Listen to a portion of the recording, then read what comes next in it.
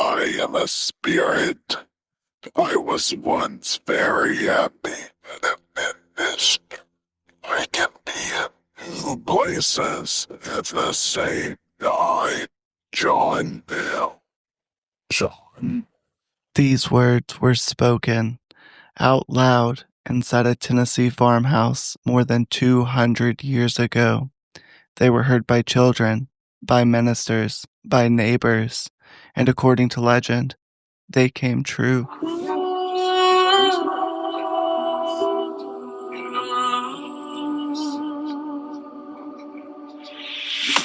Shadows creep where the old road's been. Echoes call from the river's end. Ghostly tales in the midnight air. Secrets hide, but the land don't care. Whispers rise from the hollow ground. Footsteps fade with no trace or sound. Moonlight paints what the sun won't show. Stories lost in the undertow. You're listening to Haunted Heartland, where the past wanna go up its head. Every voice in the wind's a ghost. Every step is a haunted host. Welcome back to Haunted Heartland, the podcast where America's past refuses to stay buried. From back roads and battlefields to quiet farms and forgotten hollows, this is where the land remembers what happened on it. Tonight, we're traveling to northern Tennessee, to a stretch of farmland along the Red River, a place where a family claimed they were tormented by something unseen, something that spoke, laughed, sang hymns, and according to legend, killed a man. This is the legend of the Bell Witch. To understand the Bell Witch, you have to understand the world that the Bells lived in.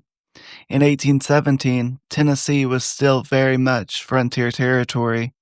Roads were little more than dirt paths, medical care was scarce, religion, particularly Protestant Christianity, was not just faith, but law, culture, and survival. John Bell Sr. was a respected farmer, originally from North Carolina, who settled along the Red River in what is now Adams, Tennessee. He owned extensive land, he owned enslaved people, livestock, and was considered prosperous by frontier standards. The Bell family attended church regularly and were deeply rooted in their community. That context matters because accusations of witchcraft, possession, or spiritual attack were not taken lightly. They were feared, but also believed. It was in this setting that John Bell encountered something strange while inspecting his fields. An animal-like creature, unnaturally formed, that disappeared when he fired his rifle. At the time, Bell said nothing. Soon, he would have no choice. The earliest disturbances were subtle, persistent. The Bells heard scratching beneath the floorboards, as though claws were dragging through dirt and wood. Knocking echoed throughout the house, 3 knocks at a time. Often, answering knocks made by the family. Blankets were pulled from beds in the middle of the night. Pillows were tossed across rooms. When John Bell ordered the disturbances to stop, the sounds grew louder. Witnesses claimed that the entity responded directly to commands, mocking authority and obedience. One night, the family followed the sounds into an empty room. The noises stopped, and then resumed behind them. Whatever it was, it understood space. To understand the Bell Witch, you have to understand Betsy Bell. Elizabeth Bell, called Betsy, was born in 1806. She was intelligent, strong-willed, and deeply religious, raised in a frontier household where obedience and faith were non-negotiable. She was also young, Barely a teenager when the haunting began, in a rigid social structure of early 19th century Tennessee, Betsy existed at the intersection of control and vulnerability. She was expected to be pious, quiet, and compliant. Instead, she became the focus of something powerful. The witch's attacks on Betsy were not random. Witnesses described Betsy being slapped, pinched, and pulled from her bed in front of others. Red marks appeared instantly. Her hair was yanked backward by unseen hands. The witch spoke directly to her, sometimes cruelly, sometimes gently. At times, it comforted her when she cried. At others, it punished her for reasons that it refused to explain. The entity showed a disturbing interest in Betsy's future. When Betsy entered a courtship with Joshua Gardner, the witch reacted violently. Whenever Gardner visited, the attacks intensified. The witch declared, "I will not allow it." Eventually, the engagement ended, and the witch celebrated. Later in life, Betsy claimed the entity continued to visit her in dreams, offering advice, warnings, and reassurance.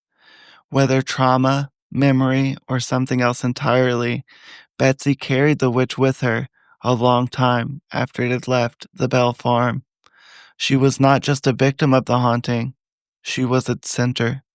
The Bell Witch did not merely speak, it performed. It answered roll calls by name, it interrupted prayers with corrections, and it left behind words that were remembered, repeated, and written down. Here are some of the phrases attributed to the witch by multiple witnesses. "I am a spirit. I was once very happy, but have been disturbed. I can be in two places at the same time. I am the spirit of Kate Batts." When challenged by ministers, the witch quoted scripture flawlessly, sometimes completing verses before they were spoken. When asked why it tormented Betsy Bell, "Because I can," was the witch's reply. When asked what it wanted, it replied, "John Bell." The witch also demonstrated knowledge of events beyond the home, repeating conversations held miles away, naming visitors before they introduced themselves. It was not random noise, it was dialogue. Word spread quickly. Neighbors visited the Bell farm, and many claimed to experience the phenomena firsthand. Even General Andrew Jackson, future President of the United States, reportedly traveled to the farm. Legend says Jackson's wagon stopped moving near the property. A metallic voice rang out from the bushes, declaring, "All right, General, let the wagon move on. I'll see you tonight." The wagon moved, and that night, Jackson's men allegedly fled in terror after being physically attacked. Jackson himself supposedly declared, "I'd rather fight the British at New Orleans than face the Bell Witch." As the witch tormented Betsy, it also focused its fury on John Bell. Bell suffered from what doctors could not explain: facial paralysis, violent spasms, difficulty swallowing, and sudden collapses. Some modern researchers speculate that Bell may have suffered a stroke or a neurological illness, but the family insisted the witch caused it. The entity openly bragged about poisoning him, weakening him, and keeping him awake at night. In December of 1820, John Bell was found unconscious and unresponsive. A strange vial was discovered in his medicine cabinet, which no one had seen before or claimed to own. The witch laughed. It claimed responsibility. The liquid was tested on a cat, and the cat died instantly. John Bell passed away shortly after. At his funeral, witnesses reported hearing laughter and singing, mocking hymns echoing throughout the service. If true, this would mark one of the only cases in American folklore where a spirit not only claimed a death, but celebrated it. After John Bell's death, the activity slowed, but it did not fully stop. The witch claimed it would leave the Bell family, but it made a promise. It said it would return in 7 years. In 1828, reports surfaced of strange sounds and voices near the Bell property. The activity was brief, but enough to fuel the belief that the witch had kept its word. Later, the entity allegedly promised to return again in 107 years. That date would have been 1935. Local stories claim unexpected events did occur, but by then, the Bell Witch legend was already cemented into American folklore. To get the full picture of the Bell Witch haunting, you have to leave the farmhouse. A short distance from the original Bell property lies a limestone cave carved into the Tennessee earth. Today, it is known simply as the Bell Witch Cave. Local tradition holds that the cave was not just nearby the farmhouse, it was essential to the haunting. The witch itself allegedly claimed the cave as a place of origin, a refuge, and a doorway. I can come in this cave and go out of it at my pleasure, the entity reportedly said. Early accounts describe the cave as a place that the animals avoided. Dogs refused to enter, horses balked at the opening. Those who approached described an overwhelming sense of pressure, as if the air itself resisted them. Some witnesses claimed to see shapes near the entrance, tall, dark, and misshapen. Others described the sensation of being watched long before anything was seen. The cave also features prominently in tales of physical contact. One early visitor reported being shoved violently toward the cave mouth by an invisible force. Another claimed unseen hands grabbed at clothing, pulling them backward. In these accounts, the witch was no longer confined to sound or voice. It had presence, it had weight. In modern times, the cave remains active in paranormal lore. Visitors report sudden headaches and nausea, voices calling out their names, cold spots that move against the airflow, electronic devices draining or malfunctioning. Paranormal investigators have captured EVPs, disembodied voices responding to questions, some allegedly mimicking the cadence of early 19th century speech.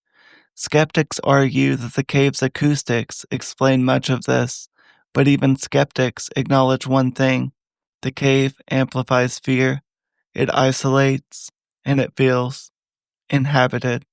Some believe that the Bell Witch never left, it simply went underground, waiting, watching. The voice finally fell silent. The Bell family was left to live with what remained. John Bell's death did not end the story, it fractured it. Lucy Bell, John's widow, inherited one slave and a 106-acre tract of land that included the Bell home and cemetery. Upon John's death, she remained at the homestead up until her death in 1838. She is buried in the Old Bell Cemetery near Adams, Tennessee, along with her husband and some of her children. Betsy Bell married her former schoolteacher, Professor Richard Powell, in March of 1824, settling in a nearby community that later became known as Cedar Hill. She would eventually become a homemaker and mother to 8 children. Only 4 of the children reached adulthood, one of which was Leftrick Reynolds Powell. He died in the Civil War Battle of Franklin, Tennessee, in November of 1864, the age of 23. Richard Powell was an up-and-coming politician, popular in various civil and social circles. He would eventually hold a number of public offices. A massive stroke in 1837 brought an abrupt end to Powell's easy and glamour-filled life, rendering him invalid and in a state of declining health until his death, 11 years later. Elizabeth insisted that her marriage to Powell was happy and fulfilling, despite the hardships that they endured along the way. Mental anguish, poverty, and no social life. After becoming a widow, Elizabeth's health declined as well. In 1849, the Saturday Evening Post published a story believed to be the first commercially published account of the Bell Witch, in which Elizabeth was implicated as the culprit. Angered, she threatened legal action if the statements weren't retracted. A public apology and retraction appeared in a later edition of the Saturday Evening Post. She remained in the Cedar Hill area for many years and had the reputation of being a witty and personable lady. Later in life, failing health forced her to move to Mississippi, where she lived with her daughter, Eliza Jane Powell, who had moved to the area some years earlier. It is said that Elizabeth refused to discuss Kate with people outside the family and that she was terrified of sleeping alone, preferring instead to sleep between the wall and another person. Betsy died on July 11, 1888, at the advanced age of 82 years. She is buried near Water Valley, Mississippi, along with her daughter and son-in-law.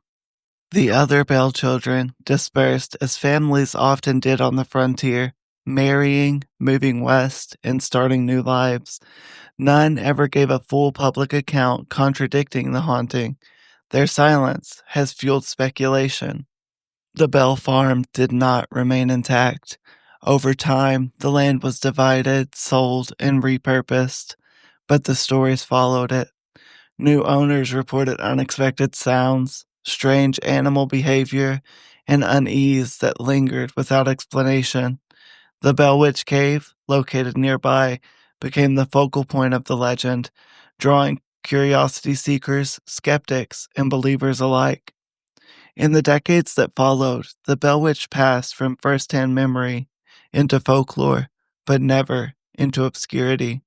The story was written down, retold, argued over, and preserved because, unlike many ghost stories, this one ended with survivors, people who lived on, people who remembered, and land that seemed to remember with them. The Bell Witch left behind more than stories. It left dates, names, words, and those words, recorded, repeated, and remembered, are why this case refuses to fade. In the Heartland, history doesn't just sit in books, it whispers. If you listen hard enough, you might just be able to hear them. This has been Haunted Heartland. Thank you for taking this journey with me to Adams, Tennessee, and the Bell Witch haunting. I hope you join us next time when we travel down more back roads and into more small towns. Until then, keep your lights low and your mind open. And if you hear a voice call your name from somewhere just out of sight, maybe don't answer. You're listening to Haunted Heartland, where the past wanna go up its head. Every voice in the wind's a ghost. Every step is a haunted hole.